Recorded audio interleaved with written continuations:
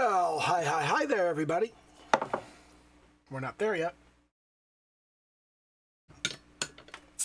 Well, hi there, everybody.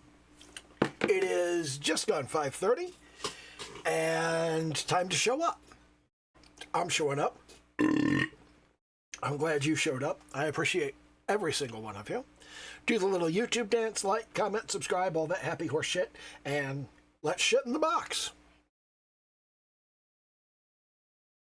So if you recall, my last video, I said I had a download going on in the background, and that download was for Red Dead Redemption 2.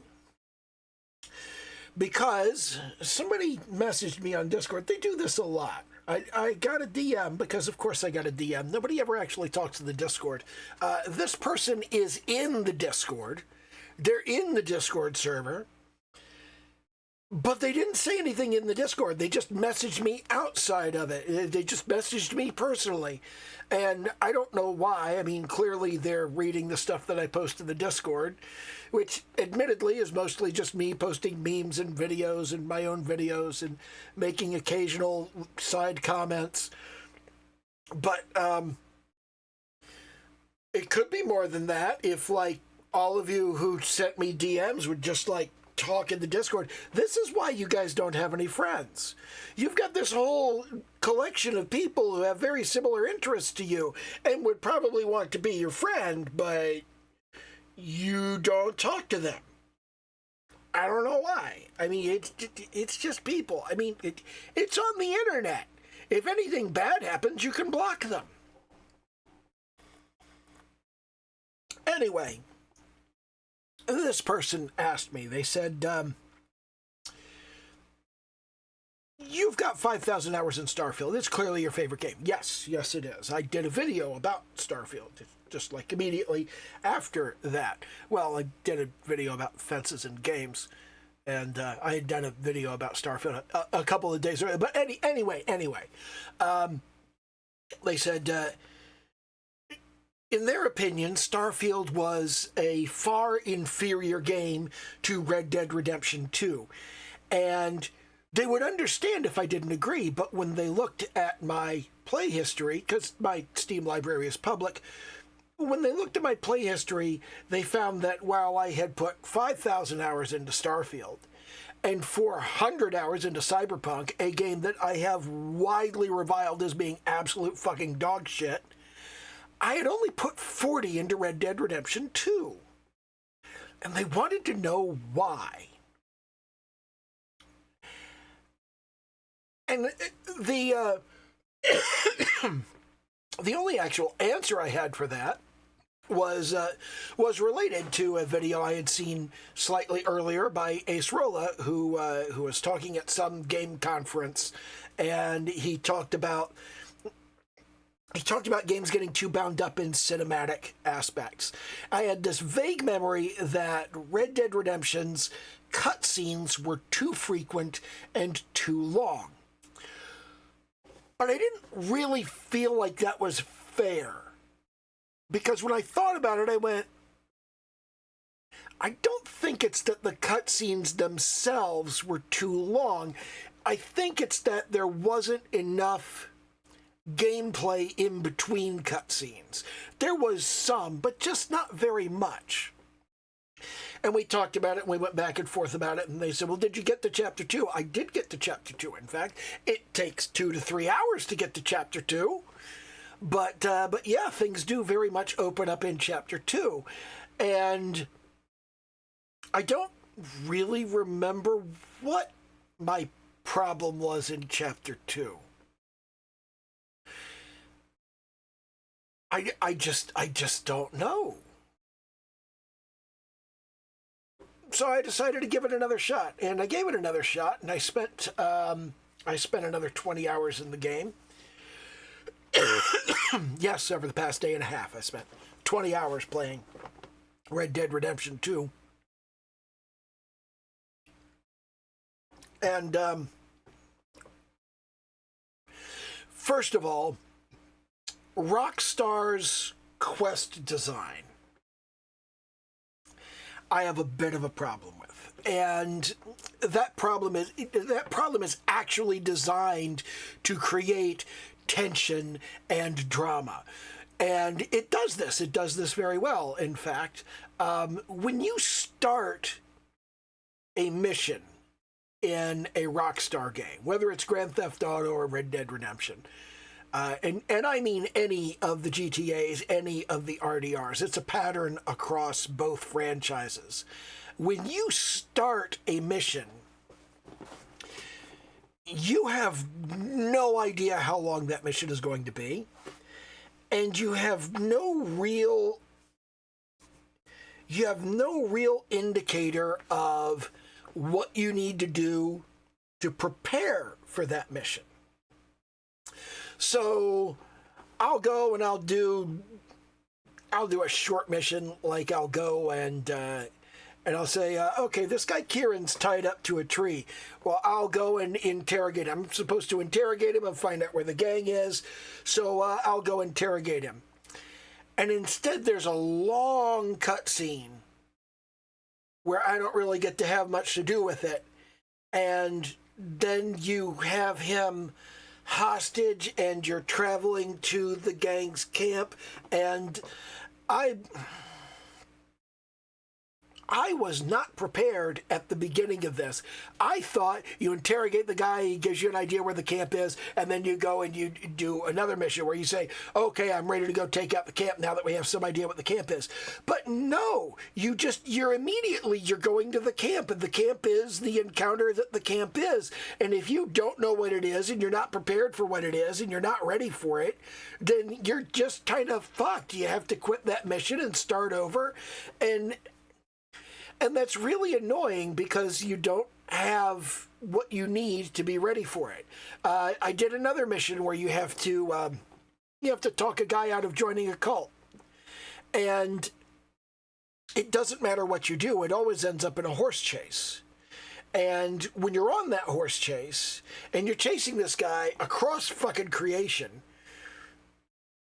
he's not allowed to get too far in front of you. But the route is really fucking annoying. So you're constantly having to anticipate which direction he's going to go and try to head him off and cut corners. And when you do this, you end up in all kinds of situations like a wagon drives out in front of you and you run into it and your horse goes arse over tea kettle and you lose. And I had to do this mission 8 or 9 times because it starts with a hairpin turn. And it's hard to negotiate a hairpin turn on a horse in Red Dead Redemption 2. It's just hard.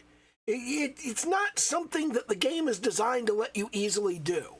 So it starts off by putting you at a disadvantage, which it does fairly competently. It says the guy's getting on his horse and running away. You're getting on your horse to run away. You might have a faster horse than him, but he needs to get a bit of a head start on you. So here's how we do that. By having him do something that the computer can do like that, and a human player will find really difficult and fiddly.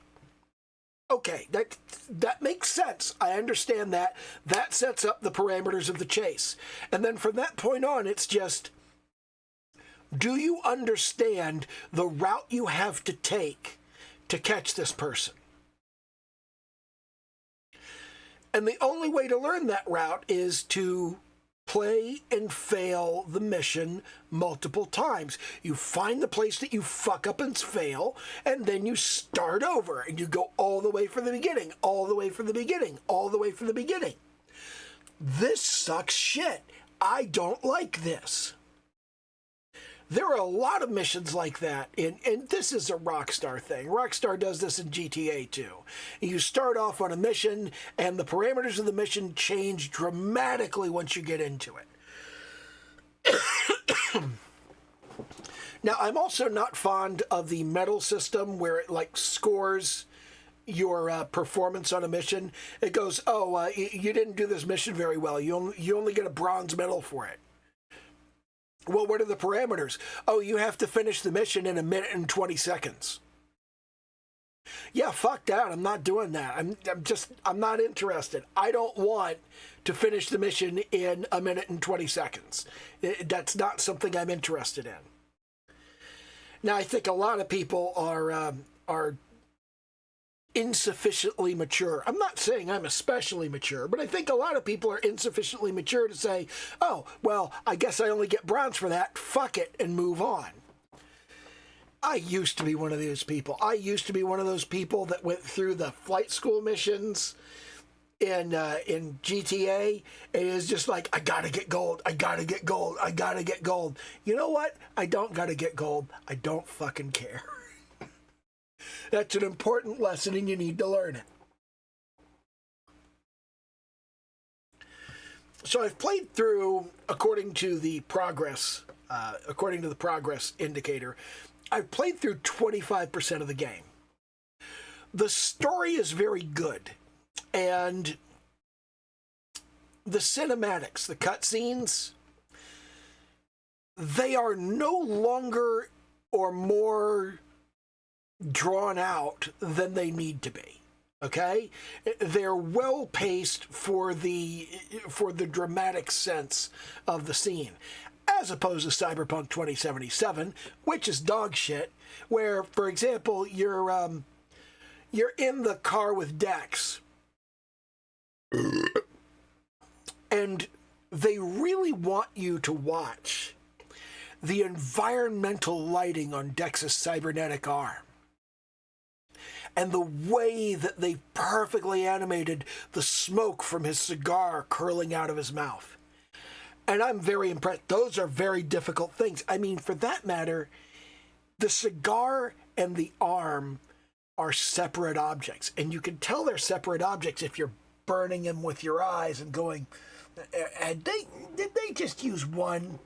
Did they just use one item? No. They've got a three-dimensional object, a 3D model, manipulating another 3D model within a scene. That is tremendously difficult. It takes an outrageous amount of time. It's one of the reasons that other games just like don't even bother trying. They did such a good job with that. I'm very pleased with that. I sit there, I look at that, and I go, look at how cool that is. Oh my God, look at the lighting, look at the reflection, look at how everything moves. Look at it, the skin, the facial expressions, the motion capture, the way they've got the hand and the cigar, the smoke. Oh my God, it's so cool. I did not need to sit and watch that for 1.5 minutes. I appreciate the thing that you're doing, okay? You do not need to spend 1.5 minutes in fucking silence showing off what you can do. That's not engaging. That's not gameplay. And you're going to make me do it every single time I play through that part of the game. You make me watch this cutscene, and you make me sit through that 1.5 minutes. I've already been impressed by your fucking modeling and animation. You're doing this for a purpose that you can't have anymore. You're just wasting my fucking time. Cyberpunk does that a lot. There's a lot of, hey, look it, content in Cyberpunk. And y'all need to grow the fuck up. I'm sorry, you do. You really need to grow the fuck up on this. It's like Witcher 3. Witcher 3 was a whole lot of, look, we made our characters naked. Wow.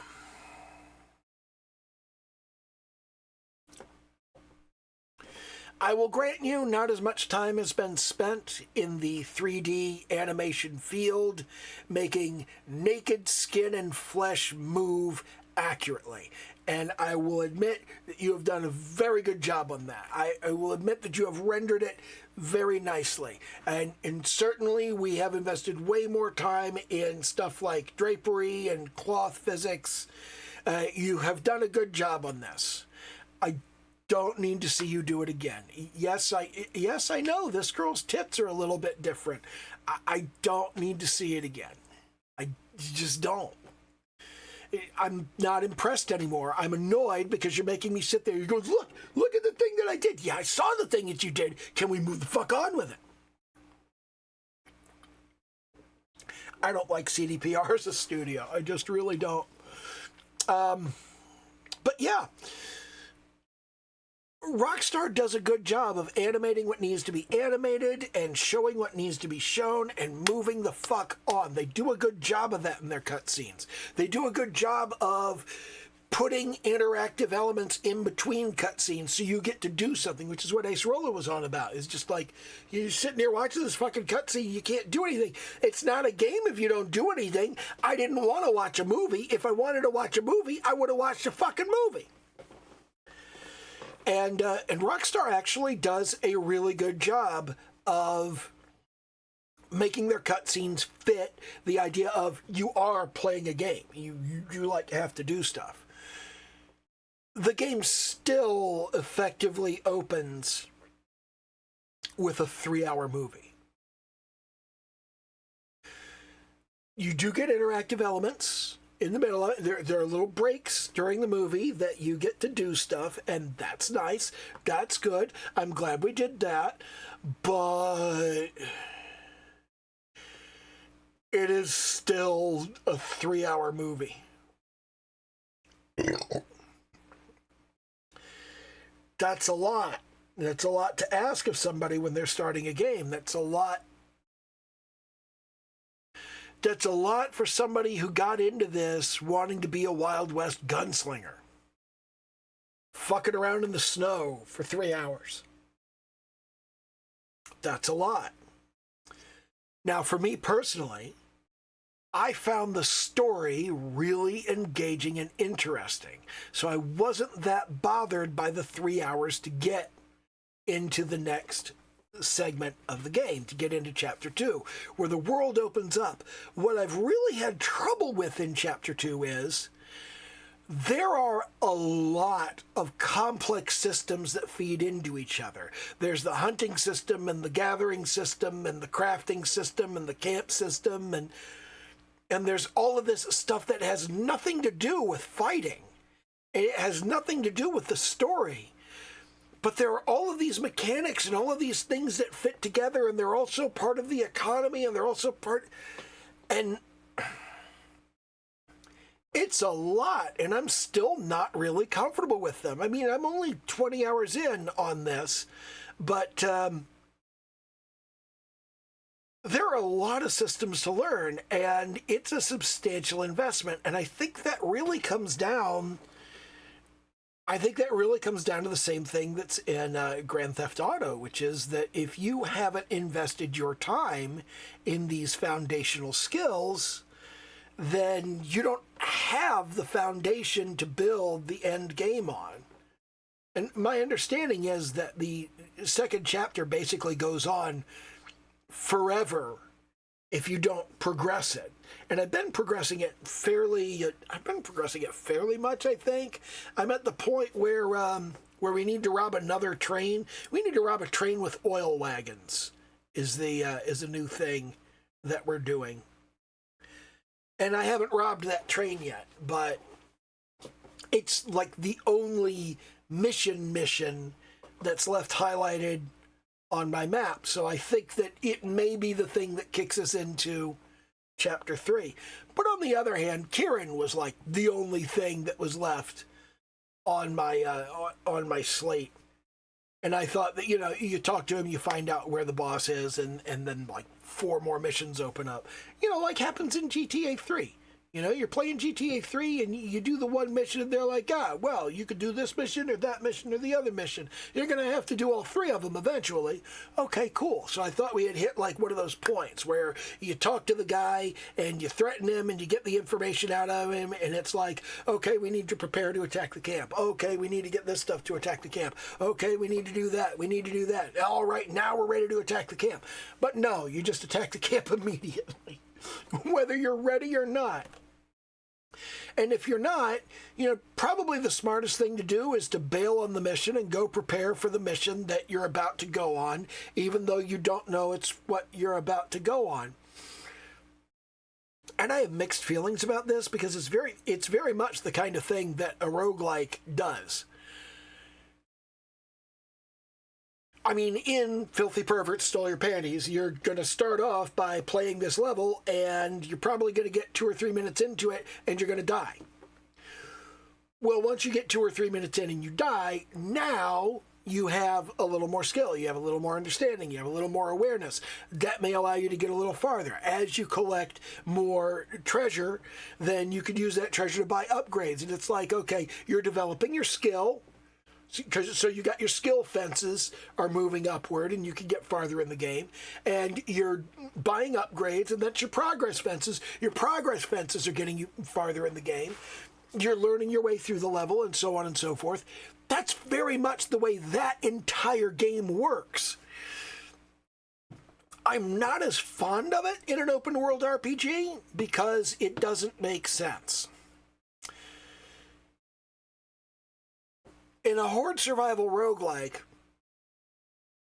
there is the fundamental understanding, the fundamental conceit of you're going to do this over and over because that's what you do.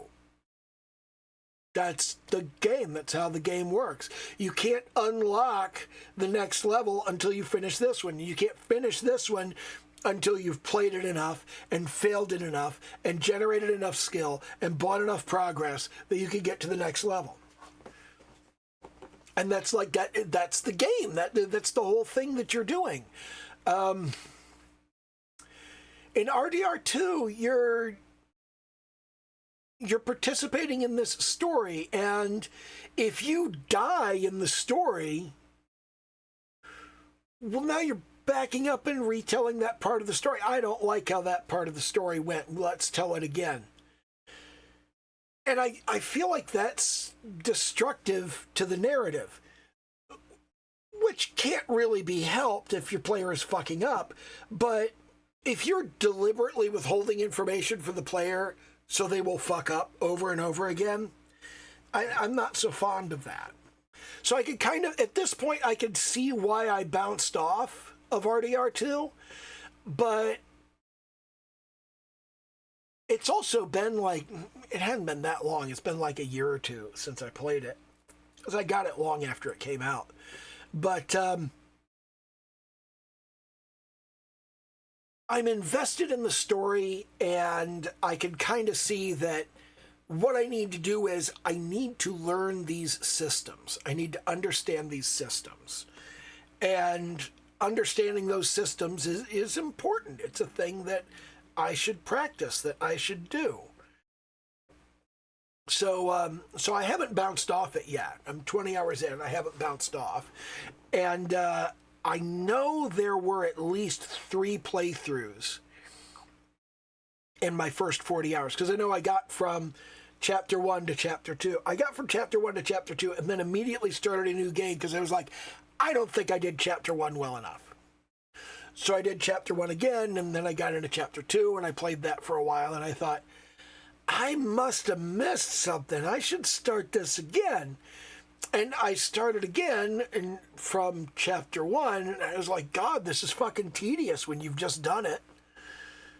So it's like 10 hours of that first 40 hours was like just redoing the first part of it over and over again. And it's typical of me to kind of play 5 hours of a game, and then 10 hours, and then 20 hours, and then 40 hours. So about 40 hours for 3 playthroughs, that's about right. And I should probably get close to 100 hours of this playthrough before I either bounce off it or decide I'm going to power through. Because you always get to this point. You always get to a point in one of these games where you decide, okay, I'm far enough now that I think I've done well enough to keep going. And I don't know. I don't know if I'm there just yet. Hold on a second.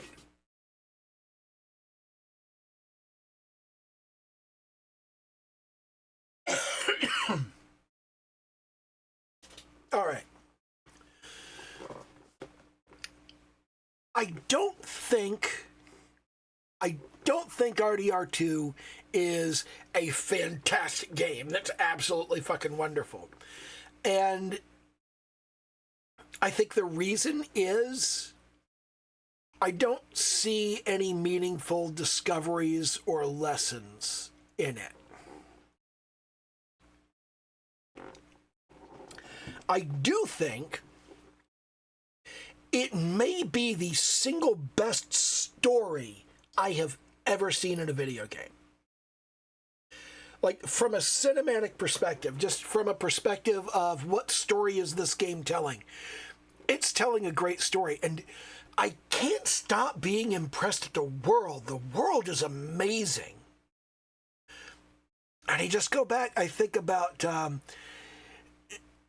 you guys may not remember Red Dead Revolver, which came before Red Dead Redemption. That was like the first game in the series, Red Dead Revolver. But before that, there was Gun. And Gun was from Neversoft, the same studio that did Tony Hawk's Pro Skater. And Gun was a really, really fun game. I remember very little about it. It didn't have a particularly engaging or interesting story, as I recall. But the world felt like you were in the Old West. And that was a thing that I had never seen before in a video game. So I was very impressed with that. I was very impressed with the way I played Gun, and I felt like this is the Old West, and I'm a gunslinger in the Old West. Playing Red Dead Revolver,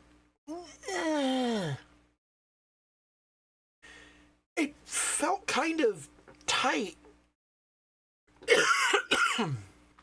It felt kind of tight and like it felt restrictive.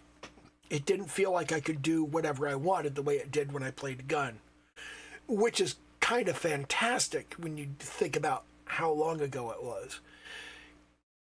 And then in Red Dead Redemption, that was a pretty good game. I played the game. I thought it was pretty good. I don't think I finished it. I was not especially impressed by it.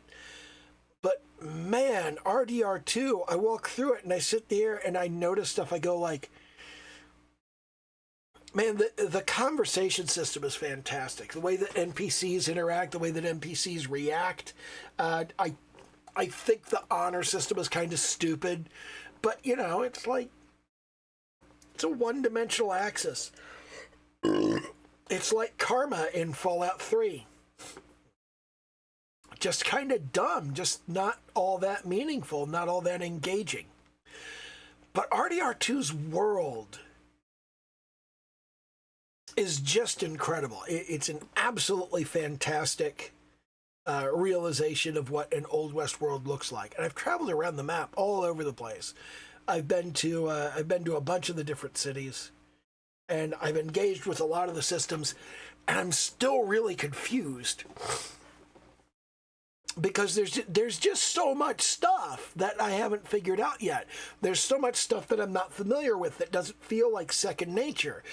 Like the whole question of, you got to gather these herbs, and you got to put them together at a campfire using the crafting system. And then you get consumables. And then hunting dovetails into that the same way. You got to hunt the right stuff, and you got to make food, and then that food's useful. And then you have to actually use your consumables. And I like this, but it's also like a hurdle for me because I'm that guy who gets to the end of the game and has 8,000 healing potions. Well, if I use it now, I might need it later. And that's very much the kind of guy I am. My pack is constantly completely full. And I'm kind of confused about the hunting because it's one of those things where I'm like, okay, I'm going to go out and I'm going to kill me a couple of deer. No, you can kill one. You kill one and you put it on your horse and you're done. Now you got to do something with that one. And that's frustrating, but at the same time, it's all you've got room for. What do you expect to do? And that kind of that realism that just kind of comes up and smacks you in the face and goes, no, you cannot carry 12 deer back to town. Oh, all right. I'll do it one at a time, I guess. And that changes things up because now instead of doing one hunting trip where you just like kill deer, kill deer, kill deer, kill deer, you have to do a hunting trip where it's like kill deer, back to town, and now you have to start a new hunting trip. So it extends the gameplay in a very immersive and an engaging way. And I know a lot of people complain about Rockstar doing this because if people complain in GTA, they're like, I went to this guy and he said, I need you to go and take out this den of Korean gangsters. Okay, but they're halfway across the map. Yeah, they would be. You wouldn't have the meeting next door to the warehouse and go, hey, there's a warehouse next door that's full of Koreans, go kill them. No, they'd be halfway across the map. They'd be like in the next town over.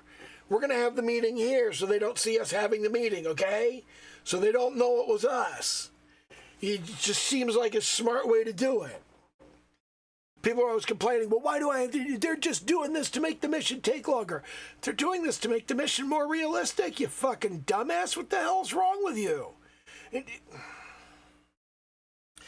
And then you see these people get arrested. They get arrested for like some dumbass thing that they did. And they committed mail fraud against their roommate.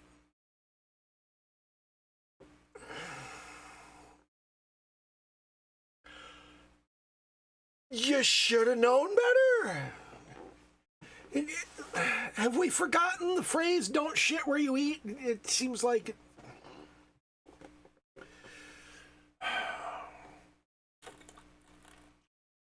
It's just like the thing where embezzlement. I stole from my employer. Dude, the first place your employer is going to look is the people who work for him. He's going to look at the people who work for him, and he's going to start with the people who have access to the money. Oh, yeah, I forgot. That would be me. Yeah, it's kind of a problem, you fucking dumbass. People do that shit all the time. It's fucking ridiculous. Anyway, Red Dead Redemption 2 is a good game. I'm not prepared to declare it an amazing, incredible, fantastic game. It has a very good story. I'm very engaged in it. I think it may be the best story I've ever seen in a game. It's a really immersive world, but it's not... Your options are pretty starkly limited in RDR2. There's only so much stuff that you can do. You've got all of these artificial level gates and skill gates and achievement gates that are like sitting in the way and not letting you do the stuff you want to do. And that's frustrating. But at the same time, you know, it is realistic. I don't...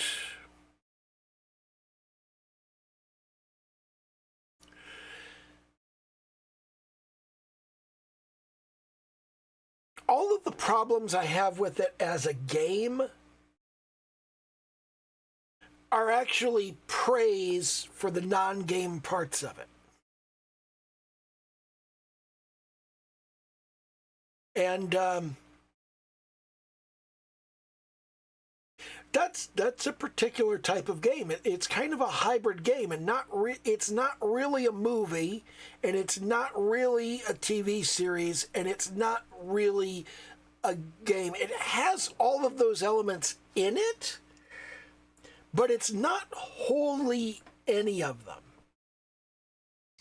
And I gotta say, Rockstar Games get me screaming and bitching and cussing at the monitor more than anything else. Because it's like, I want to finish this thing, but I don't want to do the thing. God, every fucking mission you do with Micah, the guy's a train wreck and a half. And it's just like, I'm literally at the point where I think if I were actually Arthur Morgan, I would have just popped Micah in the head during the last mission where we were trying to rob the wagon. Yeah, I don't think I would have let him walk away from that. Oh yeah, man, it must have been one of those O'Driscolls we were fighting with, I guess. That was probably it. It must have been one of them that got him. Couldn't have been me. I would have stolen O'Driscoll's gun and shot him with it. Motherfucker. God, what a dick. I cannot stand that man. Which is good storytelling. If you hate the guy you're supposed to hate, that's good storytelling. If you don't trust the guy you're supposed to not trust, Dutch, I don't fucking trust Dutch. I'm just like, what the fuck is his deal? I don't like this guy. That's a hallmark of a good game. They make you feel things about the characters, and I very much feel things about the characters. And that's cool, and I like that they do that. Rockstar is one of the companies that I will pre-order their games without a second thought. Of course, I do not have a console that will run GTA 6, so I'm not pre-ordering that. But you absolutely fucking know I am jumping on it as soon as it hits PC. As soon as I get pre-order for PC, I'm jumping on that shit. God damn it, I will probably need a new SSD.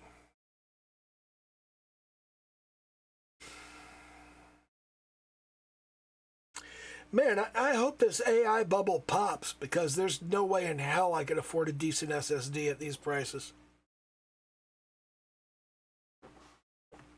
I better finish this fucking game so I can make some fucking money. I hope people like it. Anyway, do the little YouTube dance, like, comment, subscribe, all that happy horse shit. Okay, bye.